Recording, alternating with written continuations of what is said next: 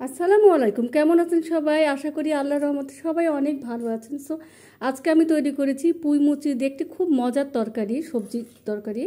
তো তরকারিটি অনেক সহজে এবং খুব তাড়াতাড়ি করা যায়। তা আশা করি আপনারা এই সবজিটি খুবই পছন্দ করবেন। তো চলুন যাই মূল রেসিপিতে।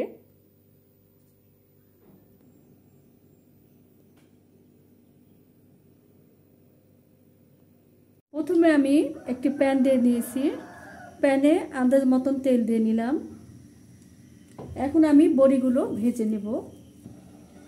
কুমড়ো বড়িগুলো আমি একটু ভেঙে নিয়েছি, এরপর তেলের মধ্যে দিয়ে ভেজে নেব। না ভাজলে কাঁচা কাঁচা গন্ধ লাগবে, খেতে ভালো লাগবে না, সেজন্য অবশ্যই বড়িগুলো ভেজে নিতে হবে।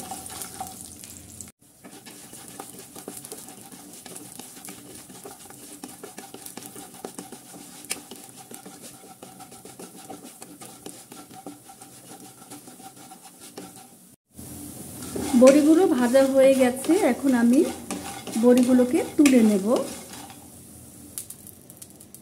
বড়িগুলো ভাজা হয়ে গেছে, আমি উঠে রাখলাম। এখন কিছুটা তেল দিয়ে দিব, সেই তেলের উপরে দিয়ে দেব পেঁয়াজ কুচি,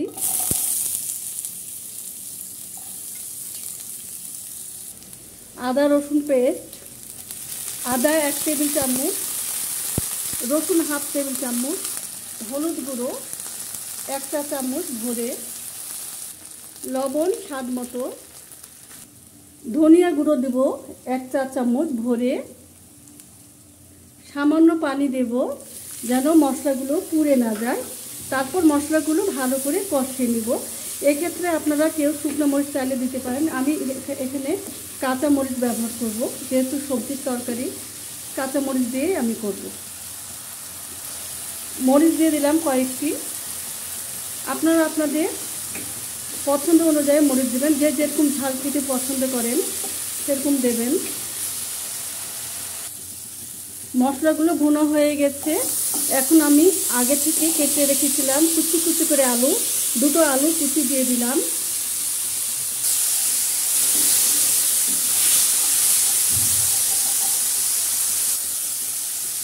এবার পুঁই মুচড়ি দিয়ে দেব।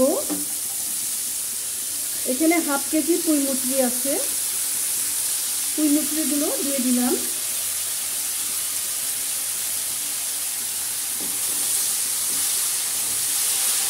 ভালো করে কষিয়ে নেব।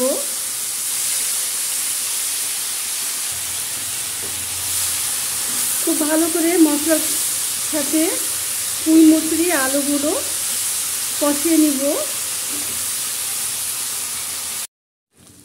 এখন আমি 2টো বেগুন কেটে রেখেছিলাম টুকরো টুকরো করে, বেগুনগুলো দিয়ে দেব।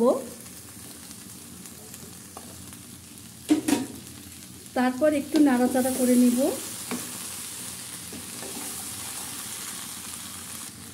এরপর আগে থেকে বড়ি কুচিগুলো দিয়ে দেব। আবারও খুব ভালো করে কষিয়ে নেব। কিছুক্ষণ ঢাকনা দিয়ে রাখি, দেখি কি অবস্থা। হ্যাঁ, তরকারিগুলো ভুনা হয়ে গেছে। এখন আমি গরম পানি দিয়ে দেব।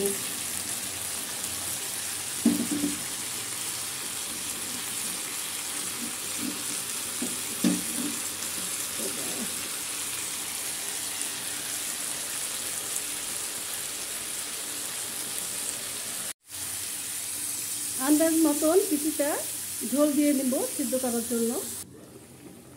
ঢাকনা দিয়ে ঢেকে দেব কিছুক্ষণের জন্য। এই তো হয়ে গেছে মোটামুটি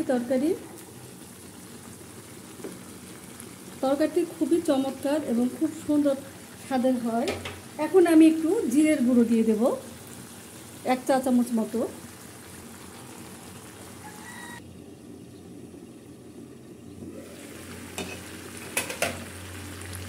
আশা করি আজকের রেসিপিটি আপনাদের অনেক ভালো লাগবে।